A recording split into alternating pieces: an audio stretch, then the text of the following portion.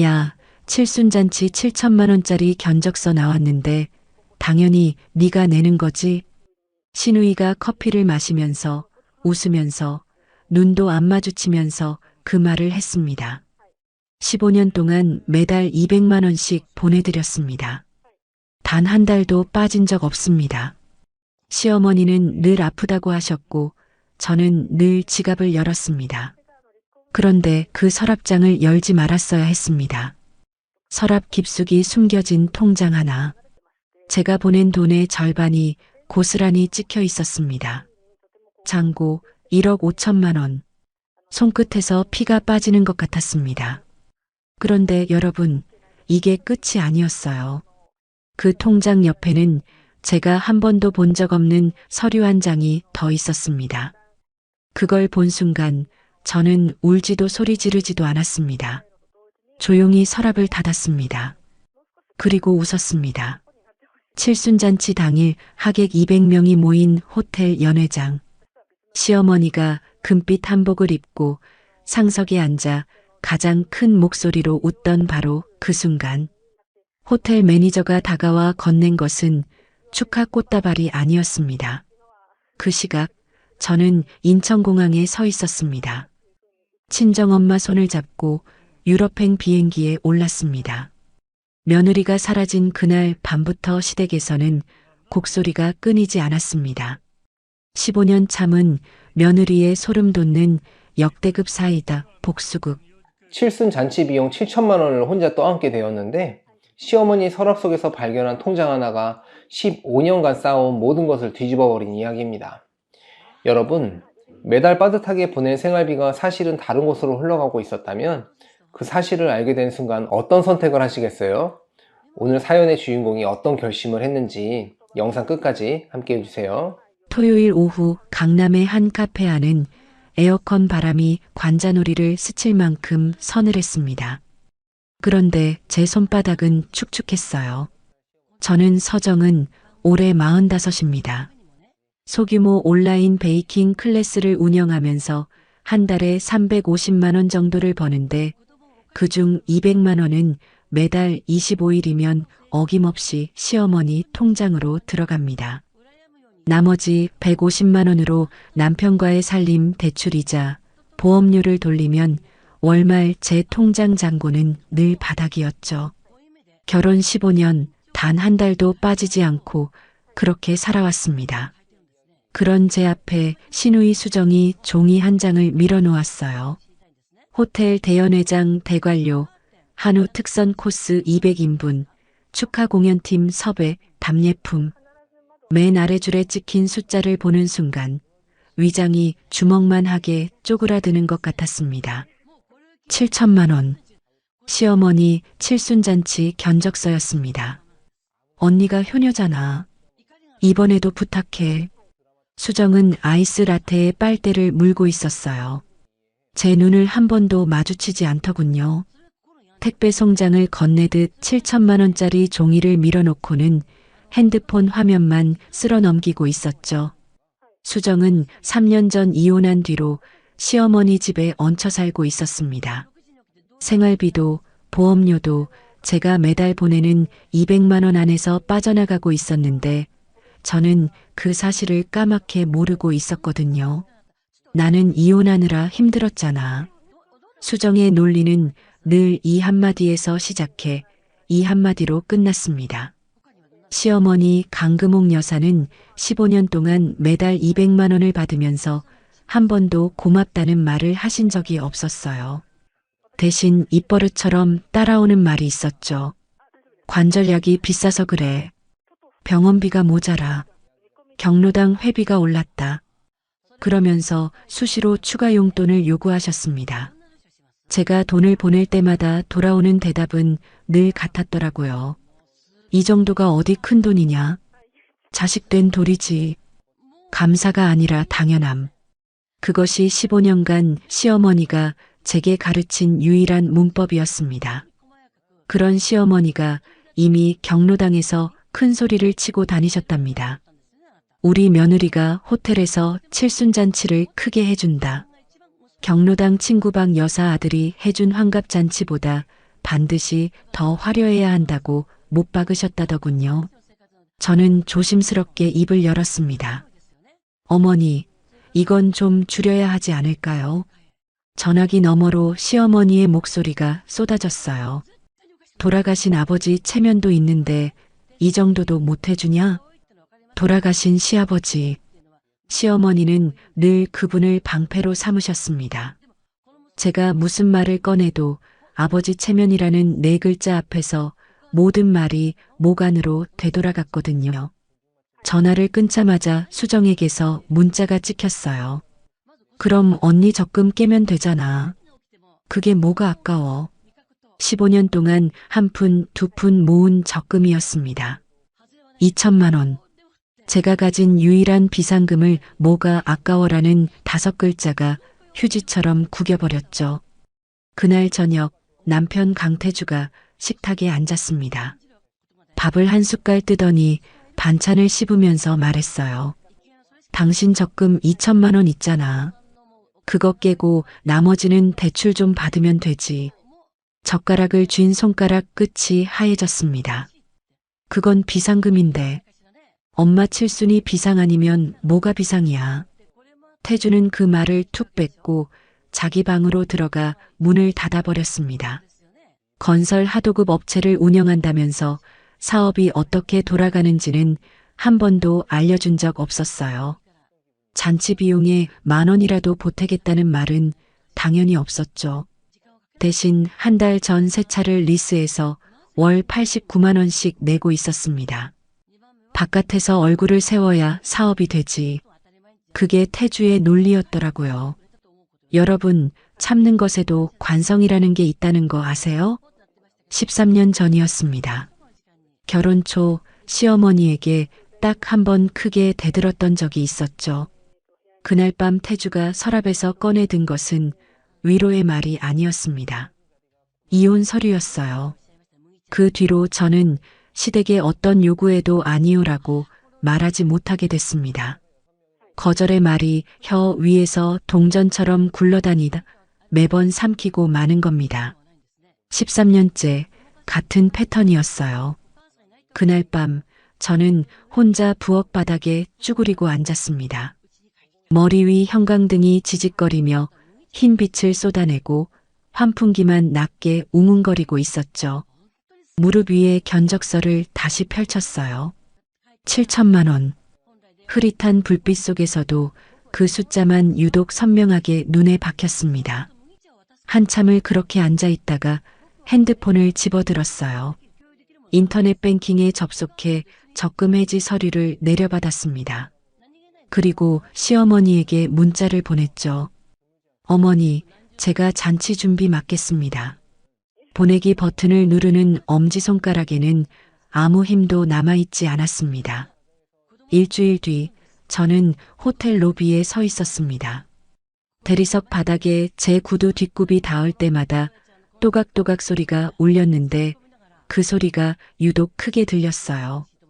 제가 서 있는 곳과 제가 사는 세계가 전혀 다른 곳이라는 걸 발바닥이 먼저 알아챈 것 같았죠. 웨딩 플래너 이주연 씨가 연회장 안을 안내해 주었습니다. 천장에서 쏟아지는 샹들리에 불빛, 200인분 테이블이 들어갈 만한 넓은 홀, 무대 위 조명 장비. 견적서에 찍힌 숫자들이 하나하나 실물로 펼쳐지는데 구경이 아니라 계산이 먼저 돌아가더군요. 예약금 700만 원을 카드로 결제하고 영수증에 서명했습니다. 펜을 쥔 손끝에서 감각이 사라지는 것 같았어요. 한 달 수입의 2배가 한 번의 서명으로 증발했으니까요. 결제를 마치고 세부 항목을 점검하던 중이었습니다. 이주연 씨가 견적서의 한 줄을 손가락으로 짚으며 조심스럽게 말했어요. 여기 답례품 항목인데요. 여성 명품 가방 세트 3개, 남성 골프웨어 세트 2개가 포함되어 있거든요. 일반 칠순잔치에서는 잘 안 들어가는 품목이라 확인차 말씀드려요. 명품 가방 세트 3개, 골프웨어 세트 2개. 그 항목만 따로 합산하니 1,500만 원이 넘었습니다. 가슴 한쪽이 바늘로 콕콕 찔리는 것 같았지만 그 순간에는 확신이 없었어요. 수정에게 전화를 걸어 물었죠. 수정아, 답례품에 가방 세트하고 골프웨어가 있던데 이건 뭐야? 아, 그거 요즘 칠순잔치 다 이렇게 해. 언니가 잘 모르는 거야.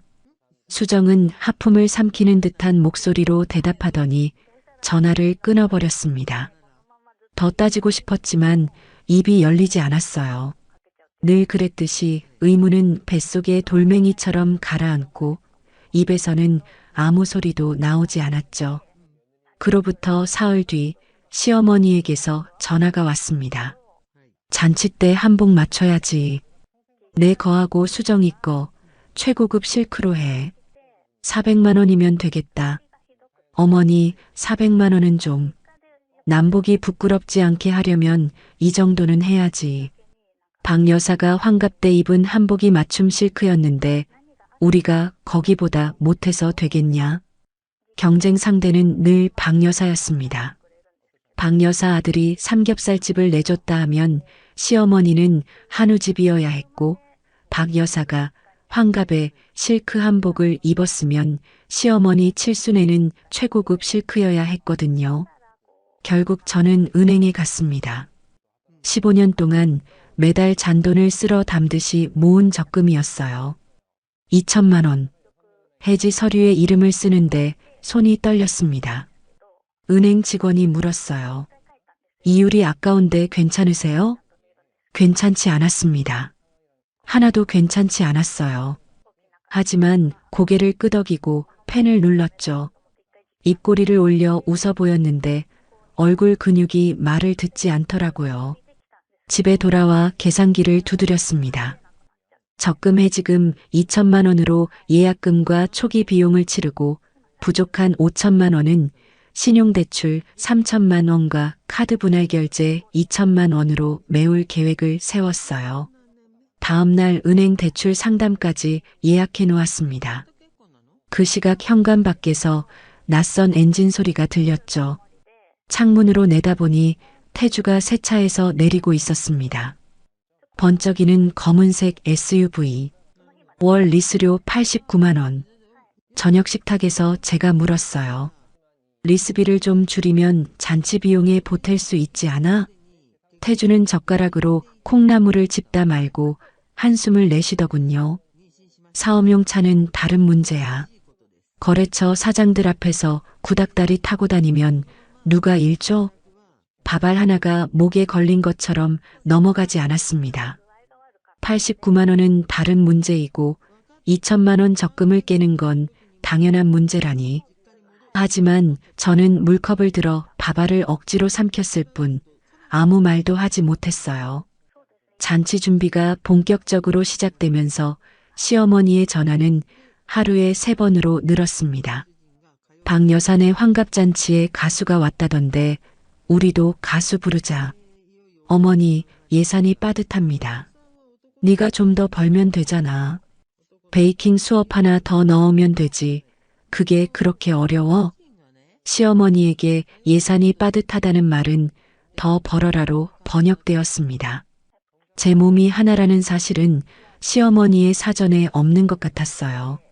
수강생 모집을 늘려보려 했지만 체력의 한계가 먼저 왔습니다. 하루에 2타임이 최대인데 주말마다 호텔과 업체를 돌아다니느라 평일 수업까지 빠지기 시작했어요. 기존 수강생 3명이 이탈하면서 그달 수입은 280만 원으로 쪼그라들었죠. 200만 원을 시어머니에게 보내고 나면 손에 남는 돈은 80만 원. 거기서 대출 이자와 보험료를 빼면 제 밥값도 빠듯했습니다. 그런데 수정이 또 한 건을 터뜨렸더라고요. 하객 명단에 본인 대학 동창 20명, 새로 사귄 남자친구의 가족 20명을 추가해버린 겁니다. 총 하객 수가 200명으로 불어났어요. 식사 비용만 자동으로 1천만 원 넘게 증가했죠. 제가 전화로 말했습니다. 수정아, 하객이 너무 늘었어. 이러면 비용이. 언니, 잔치라는 게 사람이 많아야 잔치지. 내 인맥도 넓혀야 하잖아. 어머니도 사람 많은 거 좋아하시고. 수정은 제 돈으로 열리는 잔치에 제 허락 없이 40명을 초대하고도 미안해하는 기색이 없었습니다. 당연하다는 듯이 숨 쉬듯이 그렇게 말했어요. 주말마다 호텔, 꽃집, 공연업체, 한복집을 돌아다녔습니다. 평일에는 베이킹 수업을 하고 밤에는 견적을 정리하고 새벽에는 답례품 리스트를 확인했어요. 어느 토요일 오후 꽃집에서 장식 샘플을 확인하고 나오는데 갑자기 세상이 기울었습니다. 다리에서 힘이 빠지면서 꽃집 앞 인도에 주저앉았어요. 핸드폰을 꺼내 태주에게 전화했습니다. 나 좀 이상해. 갑자기 현기증이. 거래처 미팅 중이야. 못 가. 뚜뚜뚜. 세 번째 신호음이 끝나기도 전에 전화가 끊겼습니다. 시어머니에게 전화를 걸었어요. 어머니, 제가 좀 쓰러져서 잔치가 코앞인데 아프면 어떡하냐? 영양제 하나 사 먹어. 등을 기대고 앉아있던 꽃집 유리창이 차가웠습니다. 지나가는 사람들의 구두 소리가 머리 위로 우르르 쏟아지는데 누구도 멈추지 않았어요. 그날 밤이었습니다. 부엌 바닥에 쭈그리고 앉아 내일 업체에 보낼 추가 계약금 영수증을 정리하다가 핸드폰 속 한 이름이 눈에 들어왔습니다. 엄마. 엄지손가락이 통화 버튼 위에 머물렀어요. 한참을 그렇게 들여다봤습니다. 반찬 가게를 접고 지방에서 혼자 사시는 엄마. 제가 전화하면 무슨 일 있냐 하실 그 목소리가 떠올랐죠. 하지만 손가락이 버튼을 누르지 못했습니다. 전화를 걸면 울 것 같았거든요. 울면 멈출 수 없을 것 같았고 멈추지 못하면 무너질 것 같았으니까요. 핸드폰을 바닥에 내려놓았습니다. 부엌 형광등이 또 지직거렸어요. 영수증 위에 찍힌 숫자들이 흔들리며 번져 보였습니다. 잔치가 한 달 앞으로 다가온 어느 오후 시어머니에게서 전화가 왔습니다. 잔치 때 할 장신구가 필요한데 내 안방 서랍장 맨 아래 칸에 보석함 있다. 그거 좀 찾아놔. 시어머니 집 현관문을 열자 묵은 된장 냄새와 리모컨 버튼이 닳도록 켜놓은 텔레비전 소리가 동시에 밀려왔습니다. 거실 소파에 앉아 텔레비전을 보시던 시어머니가 고개를 돌리지 않은 채 손가락으로 안방을 가리켰어요. 빨리 찾아. 내가 허리가 아파서 그 서랍 못 열어. 안방에 들어서자 나프탈렌 냄새가 코끝을 찔렀습니다. 장롱 위에 쌓인 이불 보따리, 벽에 걸린 누렇게 바랜 가족사진, 화장대 위에 먼지가 내려앉은 화장품 병들. 이 방은 시간이 멈춘 것처럼 늘 같은 모습이었죠. 서랍장 맨 아래 칸을 잡아당겼습니다. 보석함은 서랍 오른쪽 구석에 있었어요. 꺼내려고 손을 넣는데 보석함 옆으로 비닐 봉투에 쌓인 무언가가 손등에 스쳤습니다. 얇고 네모난 감촉이었어요. 보석함을 먼저 꺼내놓고 비닐 봉투를 집어 올렸습니다. 통장 한 권이었습니다. 표지의 이름, 강금옥. 별것 아닐 수도 있었어요. 시어머니 통장이 서랍에 있는 게 뭐가 이상하겠습니까? 하지만 생활비를 보내는 사람의 손가락은 숫자 앞에서 저절로 멈추게 되어 있더라고요. 첫 페이지를 펼쳤습니다. 계좌 개설일 2010년 3월. 매달 25일 정확히 100만 원씩 입금된 내역이 줄줄이 이어져 있었습니다. 25일. 제가 시어머니에게 200만 원을 보내는 날이었습니다. 매달 25일 제 통장에서 200만 원이 빠져나가면 그중 100만 원이 이 통장으로 흘러들어온 겁니다. 마지막 페이지를 넘겼습니다. 장고란에 찍힌 숫자를 보는 순간 무릎에서 힘이 풀렸어요. 1억 5천만 원. 서랍 앞에 쪼그리고 앉은 채 숫자를 다시 읽었습니다. 한 번, 두 번, 세 번. 읽을 때마다 숫자는 변하지 않았고 제 손만 점점 더 차가워졌죠. 관절약이 비싸서 그래. 병원비가 모자라. 경로당 회비가 올랐다. 15년 동안 들어온 그 말들이 귓속에서 메아리치기 시작했습니다. 통장을 넘기다가 접힌 종이 한 장이 페이지 사이에서 미끄러져 나왔어요. 차용증이라는 세 글자가 맨 위에 적혀 있었습니다. 채권자 강금옥, 채무자 강태주, 금액 5천만 원, 용도 사업 운영 자금, 날짜는 2년 전이었습니다.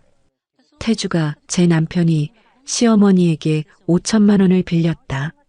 머릿속이 하얘졌습니다. 사업이 잘 된다고 했습니다. 거래처가 늘었다고 했습니다. 새 차 리스비 89만 원을 내면서 바깥에서 얼굴을 세워야 한다고 했습니다. 그런 남편이 시어머니에게 5천만 원을 빌렸다. 시어머니는 병원비가 없다면서 어디서 5천만 원을 빌려줄 수 있었던 걸까? 아직 머릿속에서 모든 조각이 맞춰지지는 않았습니다. 다만 한 가지, 이 서랍 안에 제가 모르는 세계가 있었다는 것만은 확실했어요. 핸드폰을 꺼내 통장과 차용증을 한 장 한 장 촬영했습니다. 셔터 소리를 무음으로 바꾸는 손가락이 미세하게 떨렸죠. 촬영을 마치고 통장과 차용증을 원래대로 비닐봉투에 넣어 서랍 깊숙이 밀어 넣었습니다. 보석함 찾았어? 거실에서 시어머니의 목소리가 날아왔어요. 네, 어머니. 찾았습니다. 보석함을 들고 안방 문을 나섰습니다. 두 손으로 들었는데도 보석함이 달그락달그락 소리를 냈어요. 손이 떨리고 있었으니까요. 하지만 시어머니의 눈은 보석함에만 고정되어 있었습니다. 제 손이 떨리는 건 제 얼굴이 어떤 색인지는 보지 않더라고요. 금옥 여사가 보석함을 열어 장신구를 하나하나 꺼내며 말했습니다. 이거 아버지가 은혼식 때 해준 거야. 비싼 거다. 금비녀를 빛에 비춰보시면서 만족스러운 미소를 짓더군요. 그 미소가 채 가시기도 전에 시어머니가 말을 이었어요. 잔치 때 입을 한복 안감을 더 좋은 걸로 바꾸자. 200만 원이면 되겠지? 1억 5천만 원이 서랍에 들어있으면서 200만 원을 제게 요구하고 계셨습니다. 네, 알겠습니다. 입에서 나온 말은 세 글자뿐이었어요. 나머지 말들은 전부 식도를 타고 위장 속으로 떨어졌습니다. 시어머니 집을 나와 차에 탔습니다. 운전석에 앉았는데 시동을 걸 수가 없었어요. 핸드폰을 꺼내 방금 찍은 통장 사진을 열었습니다. 계산이 시작됐죠. 매달 200만 원, 15년. 총 3억 6천만 원. 그중 절반, 1억 8천만 원이 시어머니의 비밀 적금으로 빠져나갔습니다. 관절약이 비싸서 그래. 그 한마디에 추가로 보내드린 용돈은 몇 번이었을까? 병원비가 모자라. 그 말을 듣고 보너스가 나올 때마다 추가로 넣어드린 돈은 또 얼마였을까? 제 미용실비를 아꼈습니다. 철 지난 세일 옷만 골라 입었습니다. 친정엄마 생신에 10만 원짜리 선물을 사면서도 가슴이 무거웠습니다. 여행이라는 단어는 결혼 뒤로 사전에서 지워졌었죠. 그 모든 절약의 절반이 시어머니 서랍 속에서 숫자가 되어 잠자고 있었습니다. 그날 밤 잠이 오지 않았습니다. 거실 소파에 앉아 어둠 속에서 천장을 올려다봤어요. 시계 초침 소리만 벽을 두드리고 있었죠. 새벽 2시 노트북을 열었습니다. 본인 명의로 된 모든 금융 내역을 하나하나 조회하기 시작했어요. 적금 해지 내역, 신용대출 현황, 카드 결제 명세서, 엑셀 파일을 열어 15년간 시댁에 쏟아부은 금액을 항목별로 정리했습니다.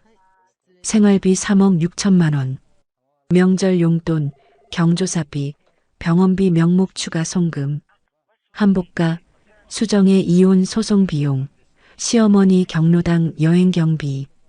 숫자를 더할 때마다 화면 위에 총액이 올라갔고 올라갈 때마다 가슴 안에서 차갑고 단단한 것이 한 층씩 쌓여갔습니다.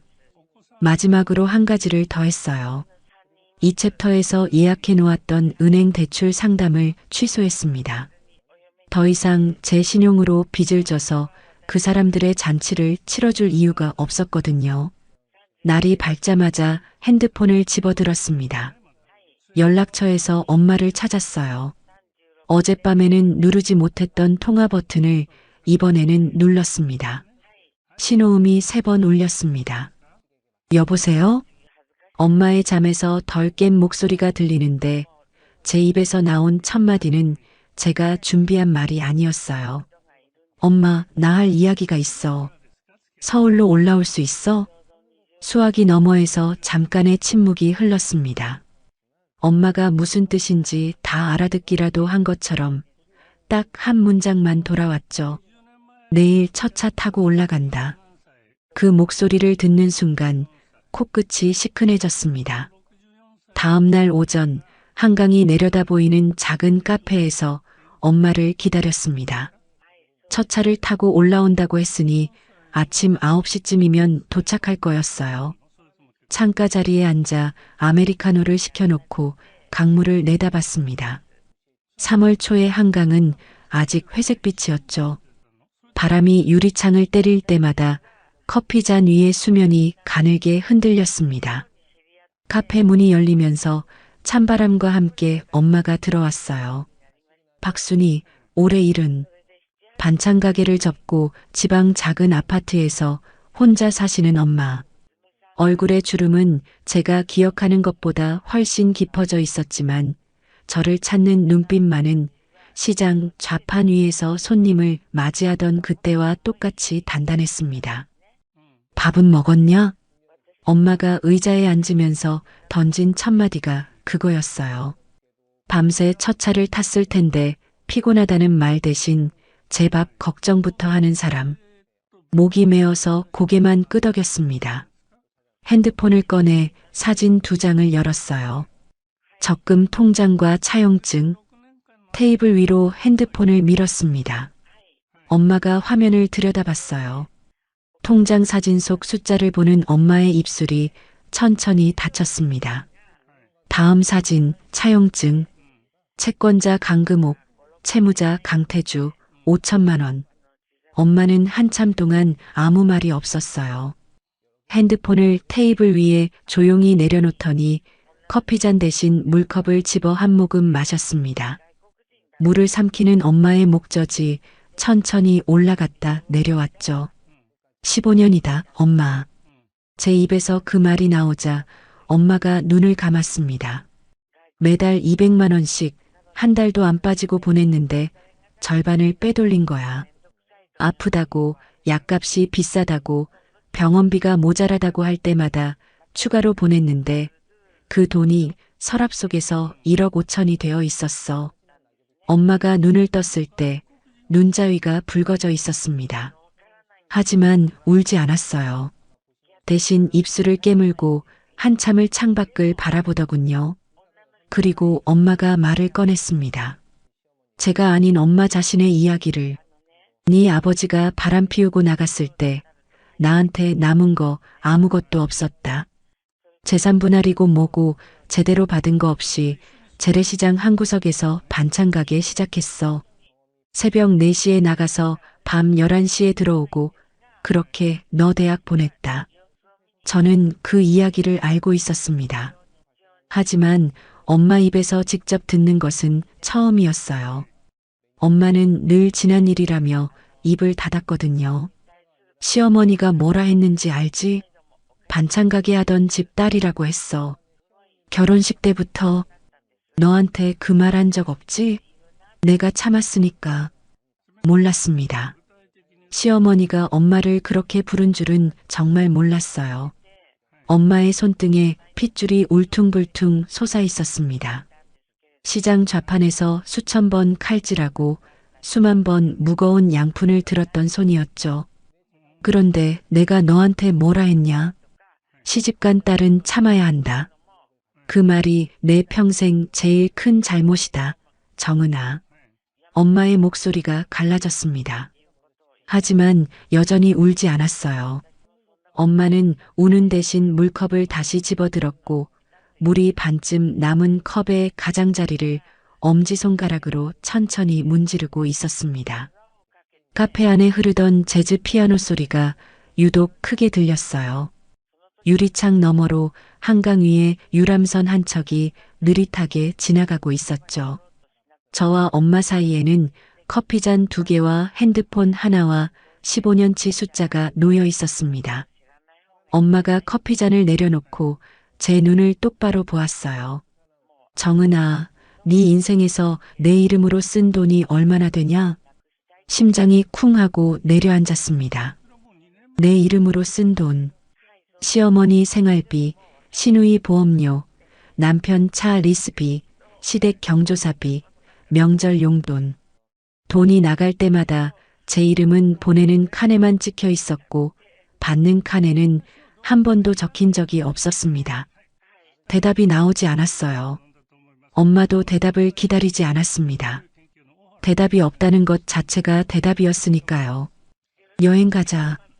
엄마의 한마디에 손에 쥐고 있던 커피잔이 멈췄습니다. 유럽. 내가 낼게. 반찬 가게 정리하고 모아둔 돈이 있다. 엄마 갑자기 무슨. 출발은 칠순잔치 당일로 잡자. 엄마의 눈빛이 변했습니다. 안쓰럽거나 걱정스러운 눈이 아니었어요. 새벽 4시에 시장에 나가 좌판을 펴던 사람의 눈이었죠. 뭔가를 결정한 사람의 눈. 엄마, 잔치를 빠지면 난리가 나. 시어머니가 태주가. 난리가 나봤자 네가 없으면 돈도 없어. 엄마가 제 말을 잘랐습니다. 그 사람들이 진짜 무서워하는 게 뭔 줄 아냐? 내 분노가 아니야. 네가 화내봤자 이혼 서류 들이밀면 끝이잖아. 그 사람들이 진짜 무서워하는 건 내 부재다. 부재. 그 2글자가 머릿속에서 천천히 번졌습니다. 15년간 제가 했던 것은 참는 것이었어요. 화를 내거나 소리를 지르거나 따지거나 그 모든 것이 실패했던 이유를 엄마가 한 단어로 잘라낸 겁니다. 싸우지 마라. 그냥 사라져라. 내가 없으면. 중얼거리듯 말했더니 엄마가 고개를 끄덕였어요.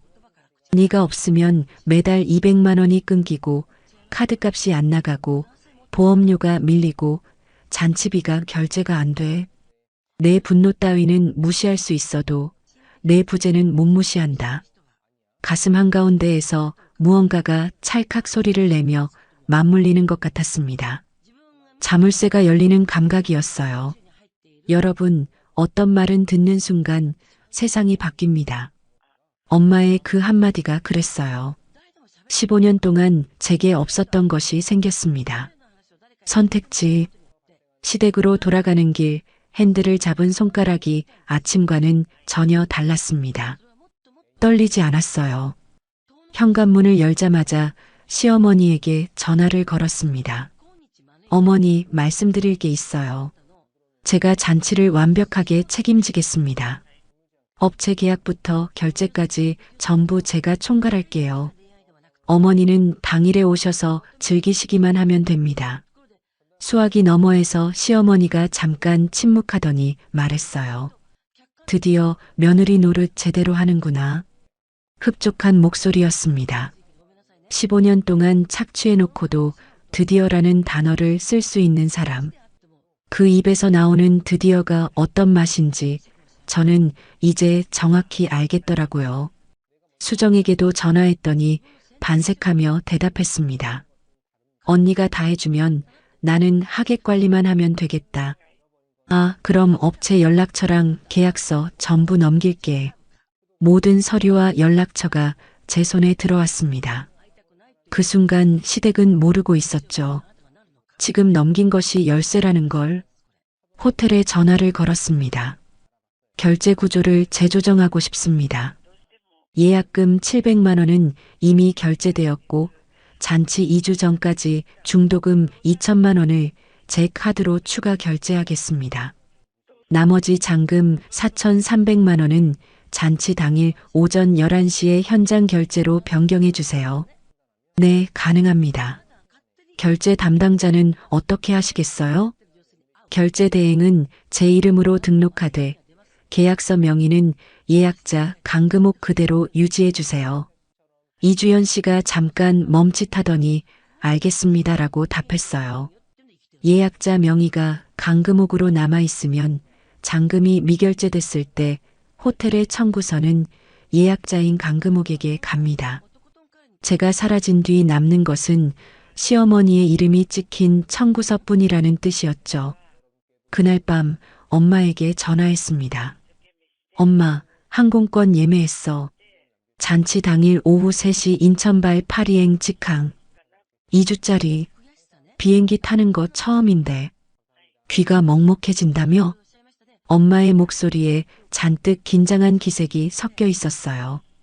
시장에서 어떤 진상 손님 앞에서도 눈 하나 깜짝 안 하던 엄마가 비행기는 무서웠나 봅니다.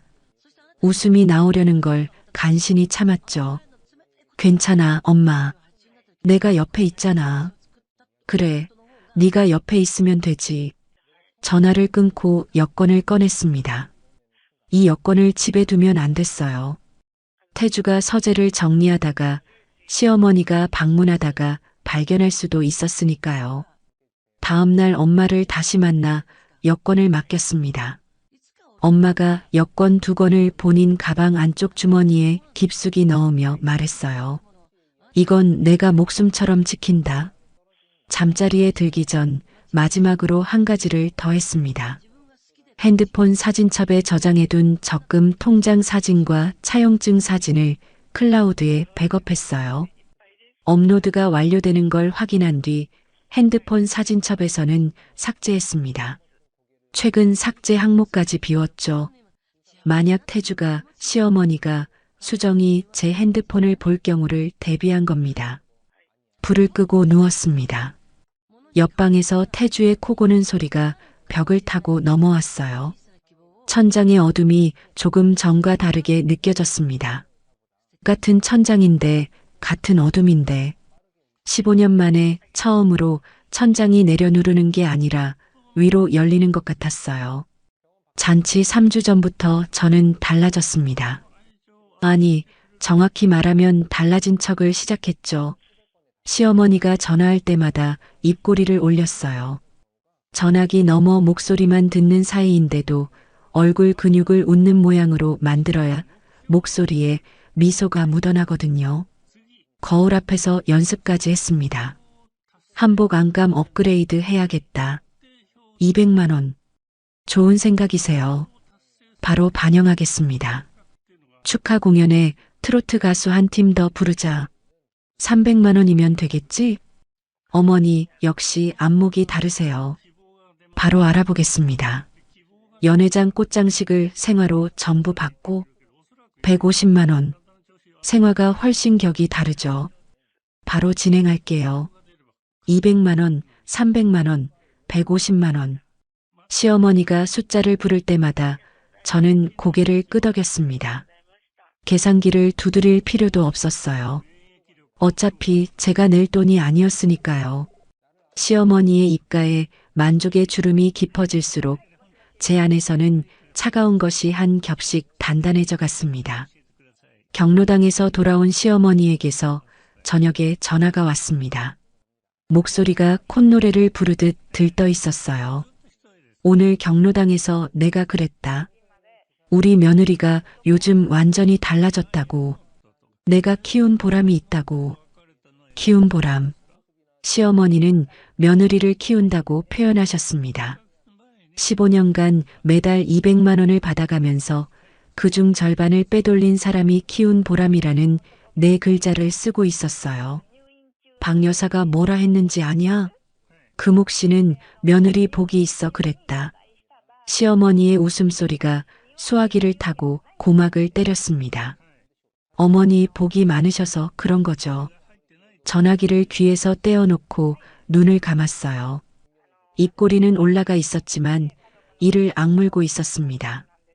볼 안쪽 살이 이빨에 씹히는 통증이 느껴졌죠. 하지만 목소리만큼은 흔들리지 않았습니다. 잔치 2주 전 호텔에서 세부 사항을 최종 점검했어요. 이주연 씨가 태블릿을 넘기다가 멈추더니 조심스럽게 말했습니다. 서 선생님, 한 가지 확인할 게 있어서요. 답례품 항목 중 여성 명품 가방 세트 3개하고 남성 골프웨어 세트 2개 있잖아요. 이 품목들 수령 주소가 다른 답례품이랑 다르게 되어 있거든요. 수령 주소가 어떻게 되어 있죠? 강수정 씨 자택 주소로 되어 있습니다. 강수정, 신우이, 가방 세트 3개, 골프웨어 세트 2개. 잔치 하객에게 돌아가는 답례품이 아니라 수정이 본인 물건으로 챙기려고 잔치 견적서에 끼워 넣은 거였습니다. 1,500만 원. 수정은 제 돈으로 열리는 잔치에 자기 쇼핑 목록을 슬쩍 끼워 넣고도 요즘 칠순잔치는 다 이렇게 한다고 했어요. 그 말을 했을 때 수정의 입가에 떠올랐던 옅은 미소가 이제야 선명하게 읽혔습니다. 하지만 저는 화를 내지 않았어요. 대신 이주연 씨에게 말했습니다. 그 항목은 그대로 두세요. 대신 상세 영수증을 별도로 뽑아서 저한테만 이메일로 보내주시겠어요? 이주연 씨가 잠깐 제 얼굴을 살피더니 고개를 끄덕였죠. 그날 저녁 이메일로 도착한 영수증을 열어 신우이의 개인 지출 총액을 확인했습니다. 1,527만 원. 스크린샷을 찍어 클라우드에 저장했어요. 적금 통장 사진, 차용증 사진, 그리고 신우이에 끼워 넣기 영수증. 클라우드 폴더 안에 파일이 3개가 되었습니다. 그 주에 베이킹 클래스에 새 수강생 5명이 등록했습니다. 입소문이 난 건지 타이밍이 좋았던 건지 그달 수입이 380만 원으로 회복됐어요. 하지만 이번에는 200만 원을 시어머니에게 보내기 전에 한 가지를 먼저 했습니다. 인터넷 뱅킹에 접속해서 자동이체 해지 예약을 걸었어요. 시어머니 생활비 200만 원 잔치 다음 날부로 해지. 신우이 보험료 잔치 다음 날부로 해지. 잔치 이후에는 시어머니 통장에 단 한 푼도 가지 않는 구조가 완성됐습니다. 해지 예약 버튼을 누르는 손가락이 놀라울 정도로 가벼웠어요. 그날 밤 엄마에게 전화를 걸었습니다. 엄마, 여행 준비 잘 돼가? 다 됐다. 옷도 샀어. 근데 정은아, 나 스위스에서 융프라우 꼭 보고 싶다. 살면서 산 위에 올라가 본 적이 없어. 엄마의 목소리에 소녀 같은 설렘이 섞여 있었습니다. 시장에서 30년을 새벽 4시에 나가 밤 11시에 들어오던 사람. 산이라고는 동네 뒷산 산책로가 전부였을 엄마가 유럽 알프스에 가고 싶다고 했어요. 엄마, 나도 그래. 우리 같이 올라가자. 전화를 끊고 나서 한참을 웃었습니다. 소리 없이 혼자 부엌 의자에 앉아서 웃는데 눈에서 물기가 번졌어요. 기쁜 건지 서러운 건지 구분이 안 됐습니다. 다만 이 웃음이 15년 만에 처음으로 누군가를 위해 웃는 게 아닌 제가 웃고 싶어서 웃는 웃음이라는 건 확실했죠. 잔치 일주일 전 시어머니에게서 또 전화가 왔습니다. 잔치 때 내가 하객들 앞에서 인사말 할 거야. 원고 좀 써. 인사말 원고까지 며느리에게 써달라. 저는 즉시 네, 어머니하고 대답했어요. 밤새 원고를 썼습니다. 시어머니의 70년 인생을 요약하고 가족에 대한 감사를 나열하고 하객들에 대한 인사를 넣었죠. 원고의 중간쯤에 한 문장을 집어넣었습니다. 우리 며느리 덕분에 이 자리가 가능했습니다. 시어머니는 이 문장을 200명의 하객 앞에서 직접 읽게 될 겁니다. 며느리 덕분에 가능했다고 말한 바로 그 며느리가 사라진 뒤에 이 문장은 시어머니의 입에서 나온 가장 정직한 말이 될 거였어요. 잔치 2주 전 호텔에 중도금을 결제했습니다. 2천만 원. 카드 단말기가 위잉 소리를 내며 영수증을 뱉어냈어요. 예약금 700만 원, 중도금 2천만 원. 총 2,700만 원이 제 카드에서 빠져나갔습니다. 남은 잔금 4,300만 원은 잔치 당일 오전 11시에 제가 직접 현장 결제하기로 확정되어 있었죠. 제가 나타나지 않으면 결제가 물리적으로 불가능한 구조. 그리고 미수금 청구서는 계약 명의자인 강금옥에게 갑니다. 영수증을 지갑에 넣으면서 이주연 씨가 물었어요. 당일 오전에 뵙는 거죠? 네, 제가 일찍 와서 마지막 점검까지 하고 결제하겠습니다. 거짓말이 이렇게 편해진 적은 없었습니다. 아니, 시댁에서 15년간 괜찮습니다를 반복한 것에 비하면 이건 거짓말도 아니었어요. 잔치 전날 저녁이었습니다. 시어머니 집에 시댁 식구들이 모였어요. 금옥 여사가 거실상에 과일을 깎아놓고 수정이 하객 명단을 펼쳐놓고 태주가 소파에 기대 앉아 맥주를 마시고 있었습니다. 내일이 대박이다. 박 여사네 환갑은 명함도 못 내밀겠어. 시어머니가 과일 접시를 내밀며 호탕하게 웃었어요. 수정이 명단을 훑으며 하객이 200명이면 축의금도 꽤 되겠다라고 입맛을 다셨죠. 태주는 맥주캔을 기울이면서 그래, 내일 한번 크게 하자라며 고개를 끄덕였습니다. 저는 구석에 앉아 귤을 까고 있었어요. 귤 껍질에서 새콤한 즙이 튀어 손톱 밑으로 스며들었습니다. 그 자극적인 향을 맡으며 세 사람의 얼굴을 한 명씩 바라봤어요. 시어머니, 1억 5천만 원을 서랍 속에 숨겨놓고 병원비가 없다고 하신 분. 수정, 잔치 비용에 1,500만 원어치 쇼핑 목록을 끼워 넣은 사람. 태주, 사업이 부도 직전인 걸 숨기고 시어머니에게 5천만 원을 빌린 남편. 세 사람 모두 내일 잔치에서 가장 화려하게 웃을 준비를 하고 있었습니다. 그리고 그 웃음의 값을 치르는 건 늘 저였죠. 하지만 내일은 다릅니다. 정은아, 내일 몇 시에 호텔 가?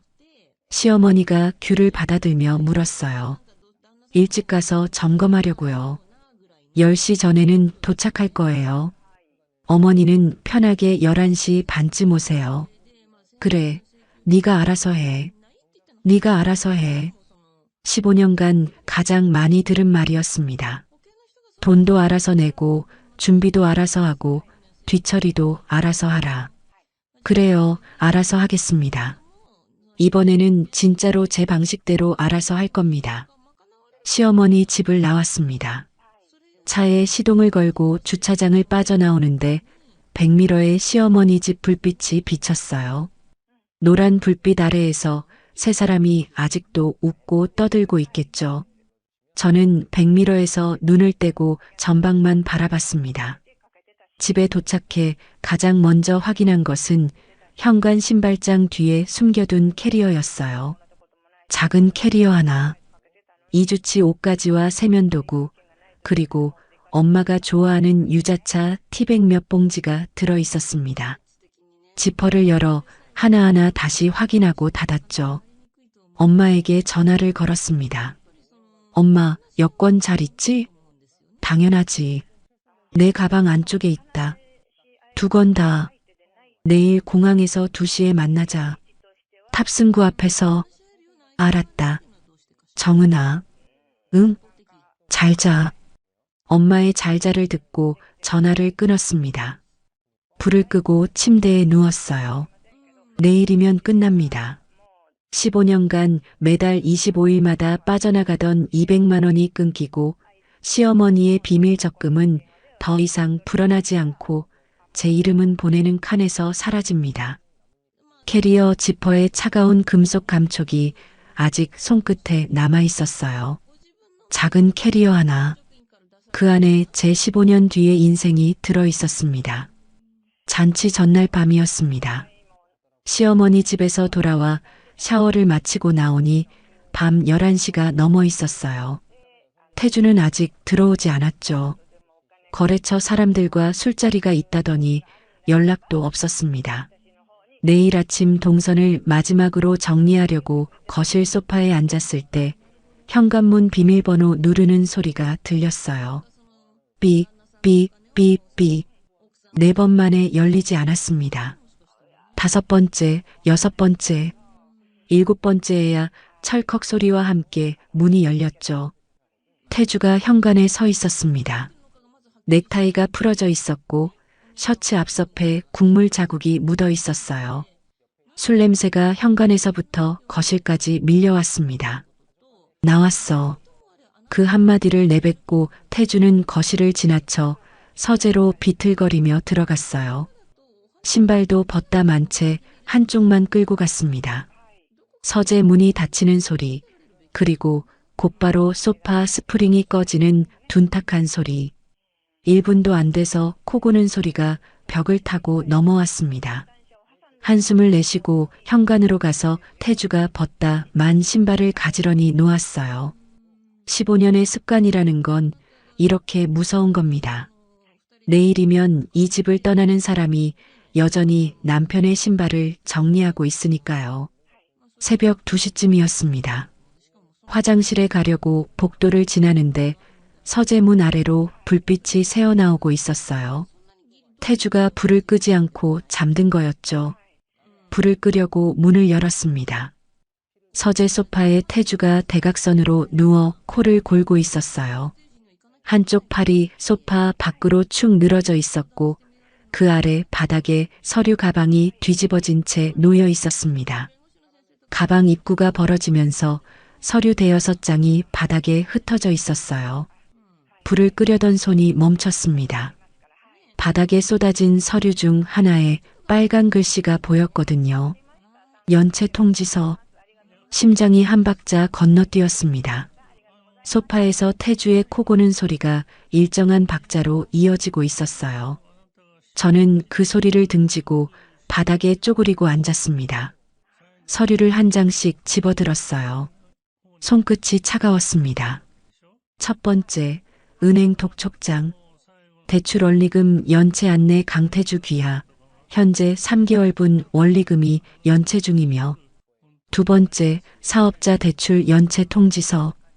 최종 상환 기한 경과 통보 누적 연체 원금 8천만 원. 8천만 원. 세 번째, 또 다른 독촉장. 같은 은행, 같은 빨간 글씨, 같은 경고문. 서류 날짜를 확인했습니다. 가장 오래된 것이 2년 전이었어요. 2년 동안 쌓여온 서류들이었습니다. 2년 동안 이 서류들이 이 가방 안에 들어 있었고 태주는 매일 이 가방을 들고 출근해서 이 가방을 들고 퇴근했습니다. 그 2년 동안 태주가 제게 한 말은 사업 잘 된다. 거래처가 늘었다. 바깥에서 얼굴을 세워야 한다였어요. 무릎 위에 서류를 올려놓고 한참을 내려다봤습니다. 코 고는 소리가 서재 벽에 부딪혀 돌아올 때마다 귓속에서 맥박처럼 울렸죠. 그때 머릿속에서 사진 한 장이 떠올랐어요. 3챕터가 아니라 제 핸드폰 클라우드에 저장해둔 차용증 사진. 채권자 강금옥, 채무자 강태주, 금액 5천만 원, 용도 사업 운영 자금. 2년 전, 이 독촉장이 시작된 시점과 같은 해였습니다. 퍼즐이 맞춰지기 시작했어요. 제가 매달 시어머니에게 200만 원을 보냈습니다. 시어머니가 그중 100만 원을 빼돌려 적금에 넣었습니다. 그 적금에서 5천만 원을 꺼내 아들에게 빌려줬습니다. 아들은 그 돈으로 사업빚을 메웠습니다. 결국 제 돈이었습니다. 제가 미용실을 못 가고 옷을 못 사고 친정엄마 생신에 10만 원짜리 선물도 고민하면서 보낸 그 돈이 시어머니의 서랍을 거쳐 남편의 밑 빠진 사업으로 흘러들어간 겁니다. 시어머니만이 아니었어요. 남편도 알고 있었습니다. 어머니에게 5천만 원을 빌리면서 그 돈이 어디서 나온 건지 몰랐을 리가 없었죠. 알면서도 제게 사업 잘 된다고 했습니다. 알면서도 엄마 칠순이 비상 아니면 뭐가 비상이냐며 적금까지 깨라고 했습니다. 알면서도 89만 원짜리 새 차를 리스하면서 잔치 비용에 10,000원도 안 보탰습니다. 시어머니의 배신은 예상했습니다. 하지만 남편까지 가슴 안쪽에서 무언가가 뚝 하고 끊어지는 소리가 났어요. 실이 끊어지는 것도 아니고 뼈가 부러지는 것도 아닌 어떤 연결이 떨어져 나가는 감각이었습니다. 서재 바닥에 쭈그리고 앉은 채 서류를 내려다보면서 소파 위에서 코를 골며 자는 남편을 올려다봤습니다. 태주의 입이 반쯤 벌어져 있었고 술 냄새가 얼굴에서부터 퍼지고 있었어요. 이 사람의 얼굴을 15년 동안 매일 봤습니다. 그런데 이 순간 처음 보는 사람 같았어요. 머릿속이 갈라졌습니다. 유럽 여행을 취소하고 당장 이혼을 해야 하나? 아니면 계획대로 내일 사라져야 하나? 이혼. 그 단어가 머릿속에서 불꽃처럼 번쩍였다 꺼졌습니다. 지금 싸우면 어떻게 될까? 태주가 깨고 고성이 오가고 시어머니에게 전화가 가고 수정이 달려오고 그리고 13년 전처럼 태주가 서랍에서 이혼 서류를 꺼내겠죠. 아니, 이번에는 제가 먼저 이혼을 말할 수도 있습니다. 하지만 그게 뭐가 달라질까요? 지금 이 자리에서 싸우면 제가 얻는 건 소리 지르는 만족감뿐이고 잃는 건 내일의 계획 전부였습니다. 핸드폰을 꺼냈어요. 새벽 2시 17분. 엄마에게 전화를 걸었습니다. 신호음이 2번 울리고 엄마가 받았어요. 새벽 2시인데 2번 만에 받았습니다. 잠을 못 자고 있었던 거였죠. 엄마, 왜 무슨 일이야? 목소리에 힘이 들어갔습니다. 저는 서재 문을 닫고 복도로 나와 낮은 목소리로 말했어요. 태주 서류 가방에서 은행 독촉장이 나왔어. 사업이 부도야. 빚이 8천만 원이야. 시어머니한테 5천만 원 빌린 거, 그게 내 돈이었어. 시어머니가 빼돌린 적금에서 나간 거야. 수화기 너머에서 엄마의 숨소리가 멈추는 게 느껴졌습니다. 엄마, 여행 취소하고 바로 이혼해야 하는 거 아닌가? 정은아, 엄마가 제 말을 잘랐어요. 잠깐의 침묵이 흘렀습니다. 엄마가 숨을 한번 깊이 들이쉬는 소리가 들렸죠. 지금 싸우면 너만 더 다친다. 하지만 엄마 남편까지. 알아. 하지만 들어봐. 지금 네가 거기서 울고불고 싸워봤자 그 사람들 태도가 바뀌겠냐? 13년 전에도 안 바뀌었잖아. 내일 계획대로 해. 일단 빠져나와. 정리는 그 다음이다. 엄마의 목소리는 떨리고 있었지만 말은 흔들리지 않았습니다. 새벽 4시에 시장에 나가던 사람의 말투였어요. 감정이 아닌 생존의 언어. 증거만 챙겨. 사진 찍어놔. 이혼할 때 필요하다. 전화를 끊고 서재로 다시 들어갔습니다. 태주는 여전히 같은 자세로 코를 골고 있었어요. 핸드폰 카메라를 켜고 셔터 소리를 무음으로 전환했습니다. 독촉장 3장, 연체 통지서 2장, 한 장 한 장 촬영했어요. 은행 이름, 금액, 날짜, 태주의 이름이 선명하게 잡히도록 각도를 맞췄죠. 촬영을 마치고 클라우드에 업로드했습니다.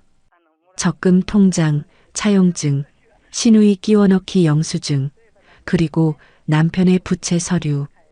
클라우드 폴더 안의 파일이 7개가 됐습니다. 바닥에 흩어진 서류를 한 장씩 주워 순서대로 정리했어요. 갈색 봉투 안에 넣고 가방 안에 다시 집어넣었습니다. 가방의 입구를 닫고 태주의 소파 옆에 세워놓았죠.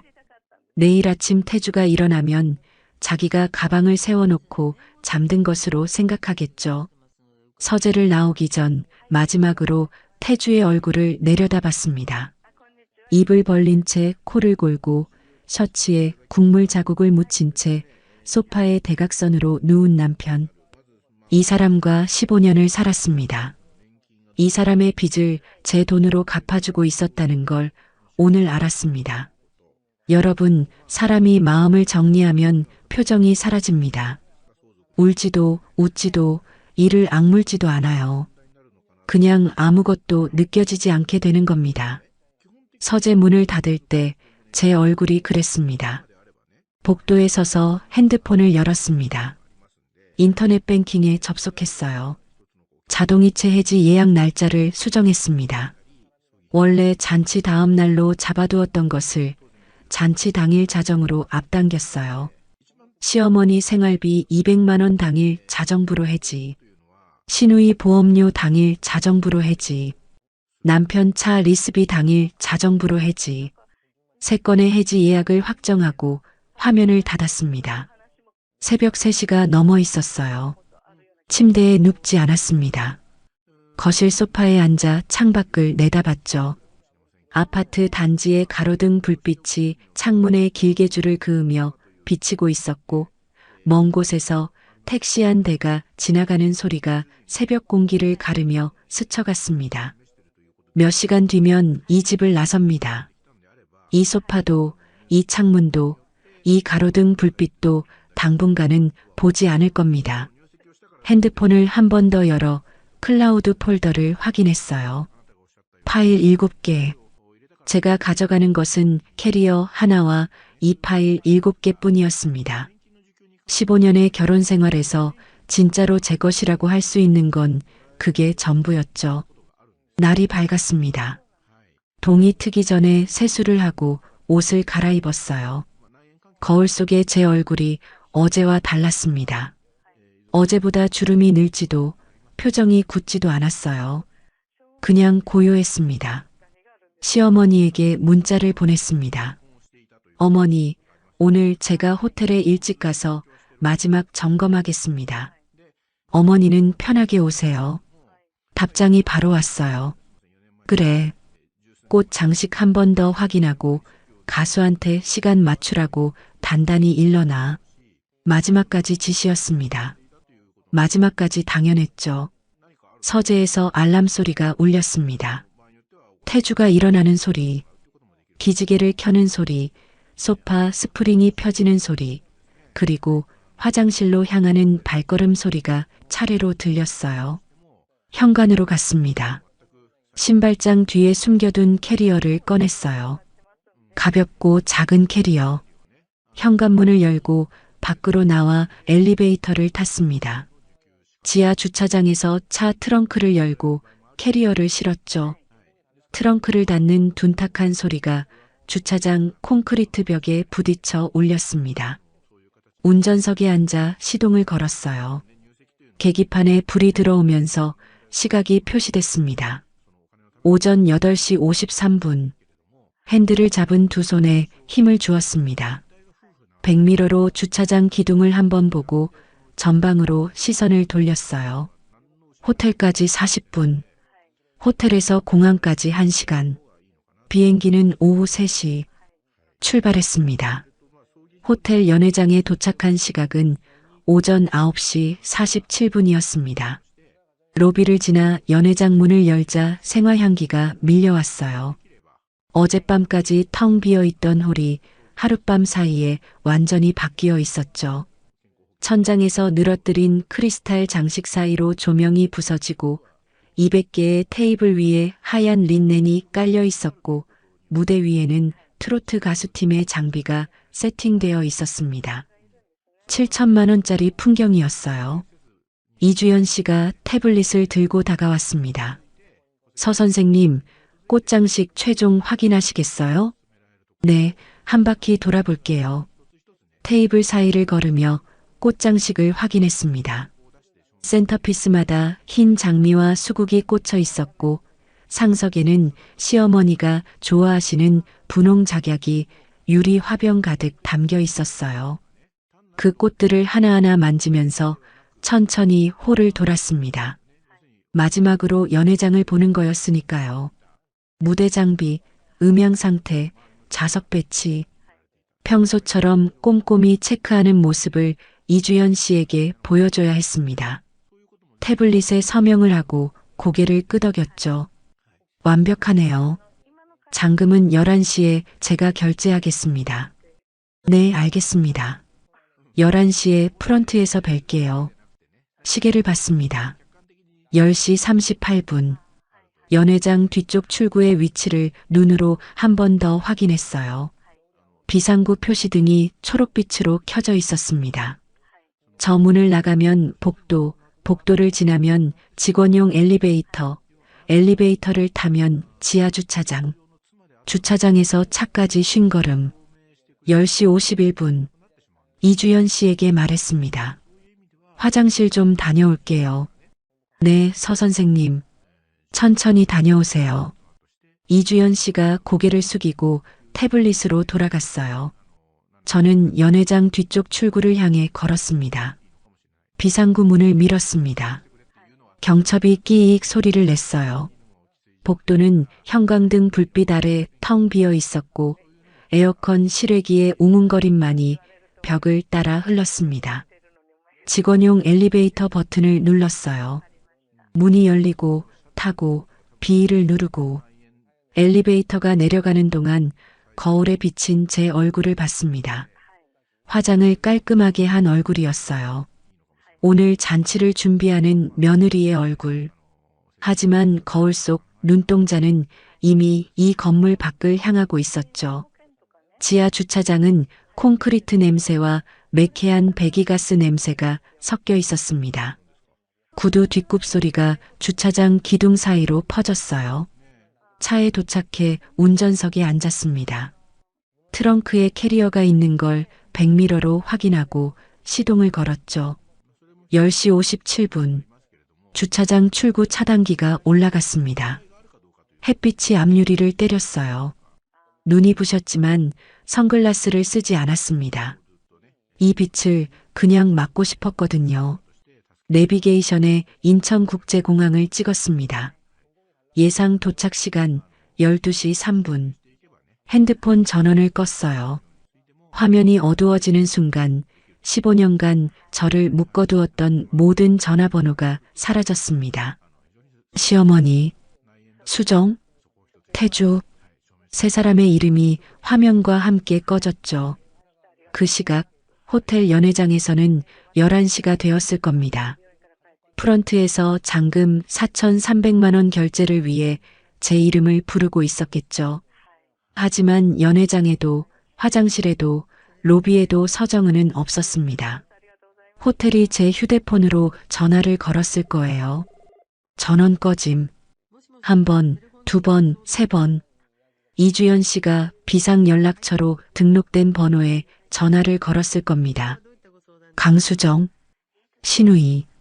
11시 30분쯤 하객들이 하나둘 도착하기 시작했을 시간이었어요. 시어머니가 금빛 한복을 입고 연회장에 들어섰겠죠. 최고급 실크 한복에 은혼식 때 받은 금비녀를 꽂고 하객들에게 두 팔을 벌리며 웃었을 겁니다. 어서들 와요. 와주셔서 고맙습니다. 그 옆에서 수정의 표정은 굳어 있었을 거예요. 귓속말로 시어머니에게 전했겠죠. 언니 전화가 안 돼. 시어머니가 손을 저으며 대수롭지 않게 넘겼을 겁니다. 화장실 갔겠지, 곧 오겠지 하면서요. 정오가 됐습니다. 하객 200명이 착석했어요. 시어머니가 상석에 앉아 하객들의 축하를 받으며 인사말 원고를 펼쳤을 겁니다. 제가 밤새 써준 원고, 오늘 이 자리에 와주신 모든 분들께 감사드립니다. 시어머니의 목소리가 마이크를 타고 연회장에 울려 퍼졌겠죠. 원고의 중간쯤에 도달했을 때 시어머니의 입에서 그 문장이 나왔을 겁니다. 우리 며느리 덕분에 이 자리가 가능했습니다. 200명의 하객이 박수를 쳤을 거예요. 시어머니가 가장 크게 웃었을 겁니다. 바로 그 순간 호텔 매니저가 시어머니에게 다가갔을 겁니다. 축하 인사가 아니라 결제 통보를 가지고요. 강금옥 고객님, 결제 담당자분이 안 계셔서 잔금 결제가 되지 않고 있습니다. 저는 그 장면을 보지 못했습니다. 하지만 알 수 있었어요. 시어머니의 얼굴에서 웃음이 사라지는 순서를.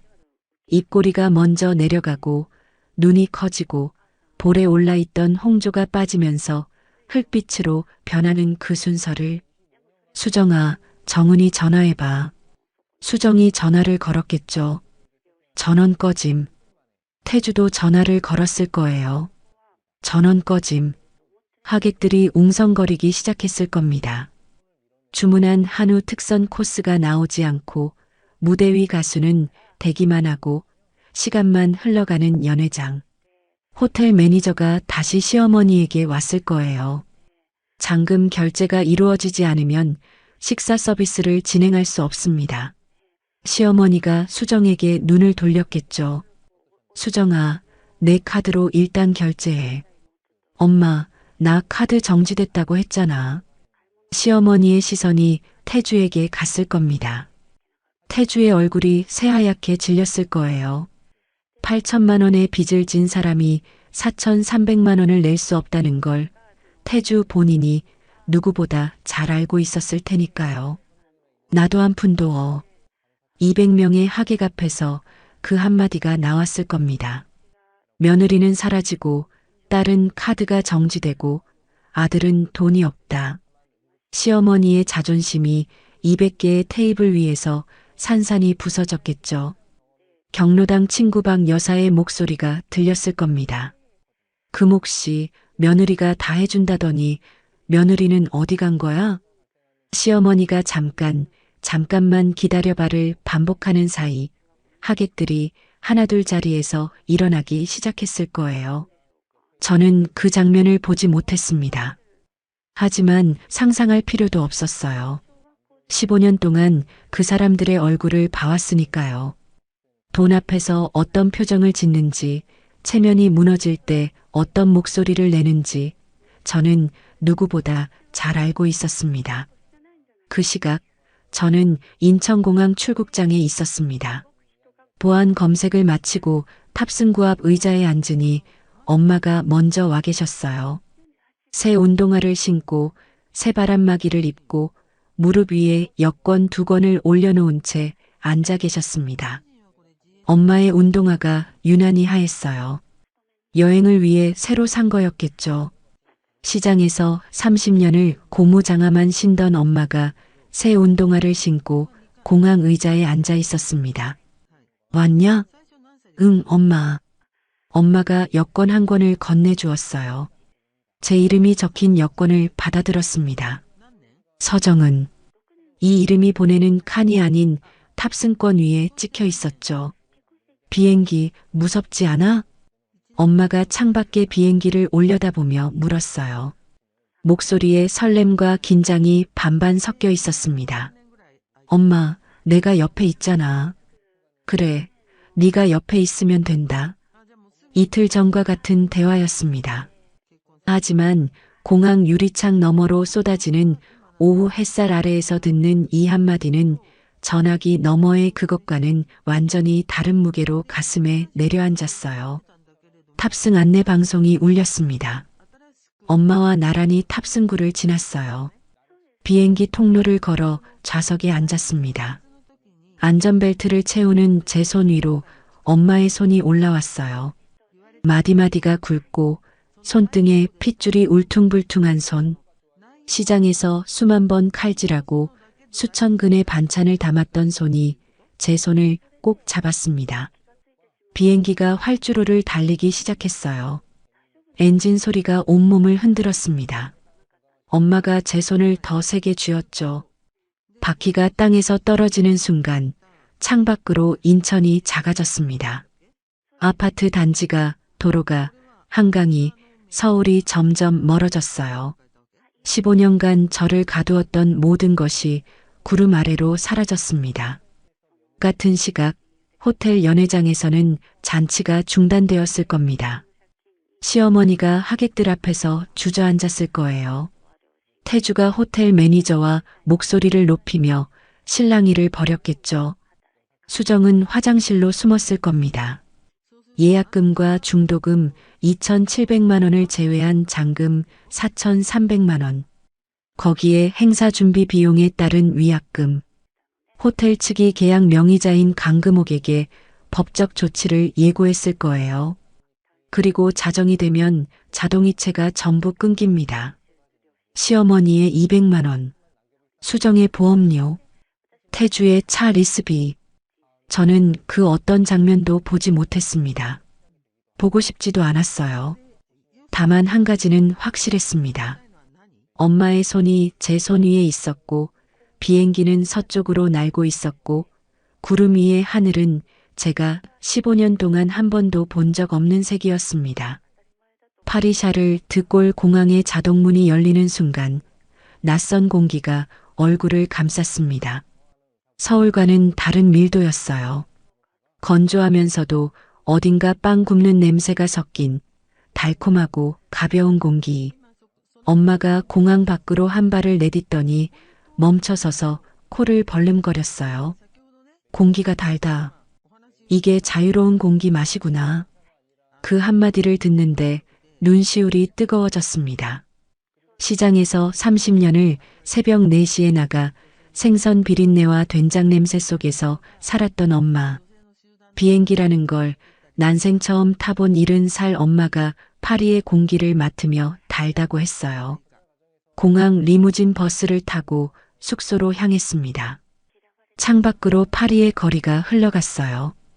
회색 지붕의 건물들이 줄지어 서 있었고 카페 테라스마다 사람들이 다리를 꼬고 앉아 커피를 마시고 있었죠. 엄마는 창문에 이마를 붙인 채 한마디도 하지 않았습니다. 입이 반쯤 벌어져 있었어요. 세상에 이런 곳이 있었냐는 표정이었죠. 숙소에 짐을 풀고 현지 유심을 넣었습니다. 한국 번호가 사라지는 순간 주머니 속 핸드폰이 한결 가벼워진 것 같았어요. 시어머니도 수정도 태주도 더 이상 이 번호로는 저를 찾을 수 없었습니다. 한편 그 시각 서울에서는 불이 번지고 있었겠죠. 시어머니 금옥은 호텔에서 잔금 4,300만 원과 위약금 1천만 원을 통보받았을 겁니다. 5,300만 원. 수정에게 소리쳤겠죠. 수정아, 내 카드로 막아. 엄마, 나 카드 정지됐다고 몇 번을 말해. 태주에게 고개를 돌렸을 거예요. 하지만 사업 부채 8천만 원이 밀린 태주의 주머니에는 쥐 한 마리도 나올 수 없었겠죠. 시댁 거실에서 세 사람이 서로를 노려보는 그림이 머릿속에 또렷하게 그려졌습니다. 태주가 제게 전화를 걸었을 거예요. 수십 통, 문자도 왔겠죠. 제발 전화 좀 받아. 다 설명할게. 하지만 그 문자가 도착할 한국 번호는 이미 꺼져 있었습니다. 파리에서의 첫 아침이 밝았어요. 엄마와 함께 숙소 근처 빵집에 들어갔습니다. 크루아상 하나와 카페오레 2잔을 시켰어요. 엄마가 크루아상을 한 입 베어 물더니 눈을 동그랗게 떴습니다. 이게 빵이냐? 과자지, 과자. 버터향이 입안 가득 번지는 크루아상을 씹으며 엄마가 연거푸 고개를 끄덕였어요. 저도 한 입 베어 물었습니다. 바삭한 겉껍질이 부서지면서 부드러운 속살이 혀 위에 녹았죠. 15년 만에 처음으로 누군가에게 보내지 않는 돈으로 산 빵이었습니다. 그 맛이 어떤 건지 설명할 수가 없어요. 다만 눈물이 날 것 같은 맛이었다고만 해두겠습니다. 그 시각 서울에서는 잔치 이틀째 밤이 지나고 있었을 겁니다. 수정이 금옥에게 생활비를 요구하다가 폭발했겠죠. 엄마, 돈이 없다면서 어디서 오빠한테 5천만 원을 빌려줬어? 그 돈 어디서 났어? 금옥이 버텼을 거예요. 그건 내 노후자금이야. 노후자금? 올케한테 매달 200만 원씩 받으면서 그걸 빼돌린 거잖아. 나한테는 쪼들린다고 해놓고. 금옥의 비밀 적금 1억 5천만 원. 15년간 숨겨왔던 그 통장의 존재가 수정에게 알려지는 순간 모녀 사이에 남아있던 실마저 끊어졌을 겁니다. 수정이 태주에게 돌아섰겠죠. 오빠 사업이 부도났으면서 엄마한테 5천만 원을 빌렸어? 그 돈이 올케 돈인 거 알면서? 태주가 대답하지 못했을 거예요. 수정이 짐을 싸기 시작했겠죠. 이 집에 정상인이 한 명도 없었네. 금옥이 태주를 노려봤을 겁니다.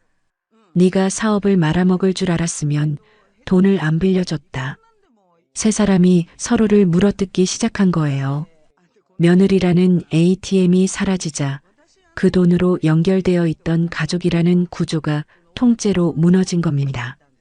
잔치 일주일 뒤에는 더 큰 것이 무너졌겠죠.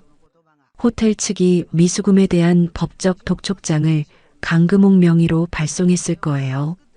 같은 주에 태주의 사업체 대출은행에서도 연체 최종 통보가 갔을 겁니다.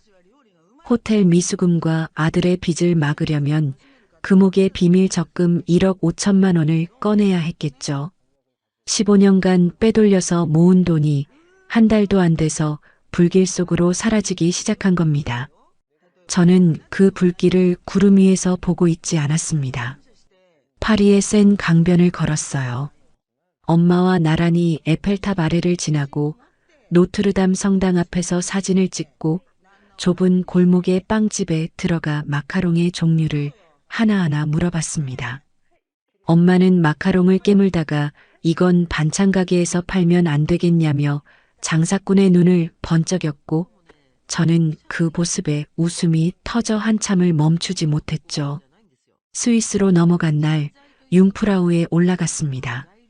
산악열차가 고도를 높일 때마다 엄마가 제 팔을 움켜쥐었어요.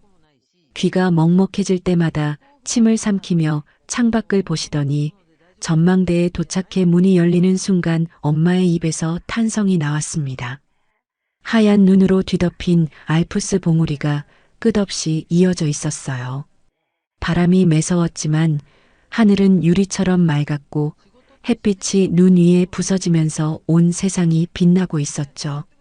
엄마가 난간에 두 손을 짚고 산봉우리를 올려다보며 말했습니다. 내 나이 이른에 이런 데를 와보네. 살면서 산 위에 올라가 본 적이 없다 했더니 세상에서 제일 높은 데를 와버렸다. 엄마의 코끝이 빨개져 있었어요. 추워서인지 다른 이유인지는 묻지 않았습니다. 스위스의 작은 마을에서 현지 빵집을 찾아갔어요. 간판도 없는 골목 안쪽의 빵집이었는데 유리문을 열자 갓 구운 호밀빵 냄새가 쏟아져 나왔습니다. 주인 할머니가 반죽을 치대면서 웃었고 저는 어깨너머로 그 손놀림을 한참 지켜봤어요. 밀가루와 버터와 시간이 만들어내는 것.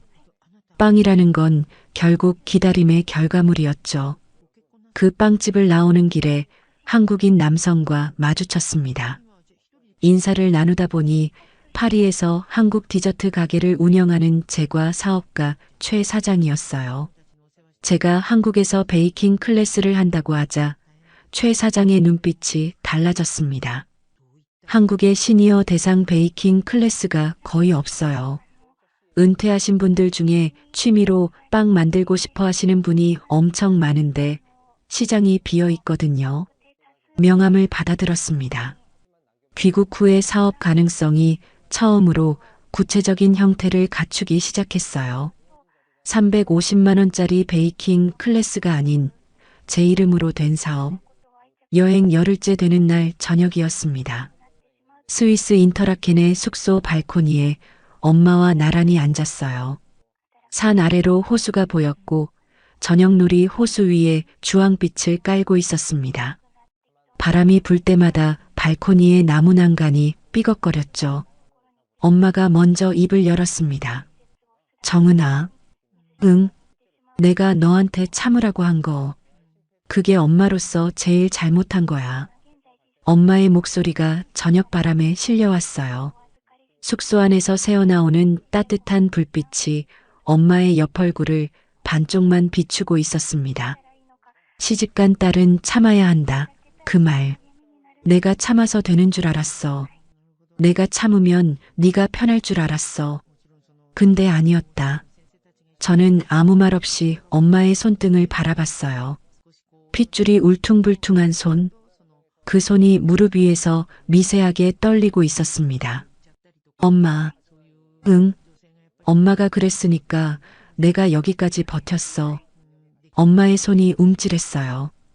근데 이제는 참는 게 아니라 선택하면서 살 거야. 내가 뭘 할지, 어디서 살지, 누구 옆에 있을지, 전부 내가 고를 거야. 호수 위로 저녁놀이 지고 있었습니다. 주황빛이 보랏빛으로 바뀌고 산봉우리 뒤로 해가 천천히 내려가고 있었죠.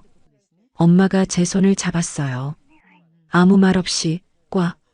우리는 해가 완전히 질 때까지 그렇게 앉아 있었습니다. 두 사람 사이에 15년치 말들이 놓여 있었지만 그 저녁에는 침묵만으로도 충분했어요. 여행 마지막 날이었습니다. 파리 숙소에서 짐을 꾸리기 전 한국 유심을 다시 넣었어요. 핸드폰을 켜자 알림이 폭포처럼 쏟아졌습니다. 태주의 부재중 전화 87통, 문자 34통, 시어머니 23통, 수정 11통. 하나도 읽지 않았어요. 메시지 앱을 열어 태주에게 문자를 하나 보냈습니다. 귀국하면 이혼 협의하겠습니다. 변호사를 통해 연락드리겠습니다. 보내기를 누르고 3초 만에 태주의 답장이 왔어요. 읽지 않았습니다. 그 뒤로도 답장이 줄줄이 밀려왔지만 화면을 보지 않고 전원을 껐어요.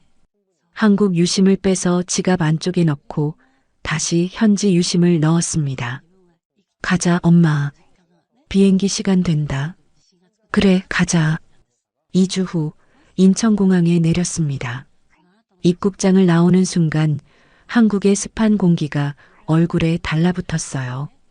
하지만 2주 전 이 공항을 떠날 때와는 다른 감각이었습니다. 그때는 도망치는 발걸음이었지만 지금은 돌아온 발걸음이었으니까요. 엄마와 공항에서 헤어졌어요. 엄마가 지방으로 내려가는 버스에 오르기 전 돌아서며 말했습니다. 정은아, 이제 내 이름으로 살아. 고개를 끄덕였습니다. 버스가 출발하고 엄마의 얼굴이 창문 너머로 작아질 때까지 손을 흔들었어요. 일주일 뒤 엄마 집 근처의 작은 상가 건물에서 1층 공간을 계약했습니다. 크지 않았어요. 오븐 2대와 작업대 3개가 들어갈 정도의 공간. 하지만 제 이름으로 계약한 첫 번째 공간이었죠. 사업자 등록증을 발급받으러 갔습니다. 창구에서 서류를 건네받아 대표자 이름란을 들여다봤어요. 서정은. 15년 동안 이 이름은 시어머니에게 보내는 송금일란에, 시누이의 보험료 납입자란에, 남편의 차 리스 결제란에 찍혀 있었습니다. 누군가의 며느리, 누군가의 올케, 누군가의 아내. 서정은은 늘 다른 사람을 위한 칸에만 존재했어요. 그런데 지금 이 종이 위에서 서정은은 대표자였습니다. 아무에게도 보내지 않는 이름, 아무에게도 빌려주지 않는 이름. 처음으로 제 칸에 적힌 제 이름이었죠. 작업실 문을 열고 안으로 들어갔습니다. 빈 공간에 오후 햇살이 비스듬히 들어오고 있었어요. 먼지가 햇살 속에서 반짝이며 느리게 떠다니고 있었죠. 환풍기도 형광등의 지직거림도 없는 고요한 공간이었습니다. 창문을 열었어요. 바깥에서 불어오는 바람에 앞치마 끈이 흔들렸습니다. 이 바람에는 기름 냄새도 된장 냄새도 나프탈렌 냄새도 섞여 있지 않았어요. 그냥 바람이었습니다. 3월에 새로 시작하는 계절에 아무 냄새도 나지 않는 깨끗한 바람.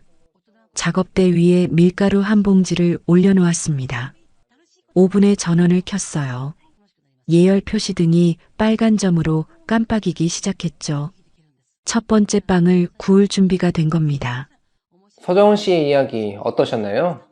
15년이라는 시간은 한 사람의 인내를 시험하기에 충분히 길었고 서랍 하나를 여는 데는 단 몇 초면 충분했습니다.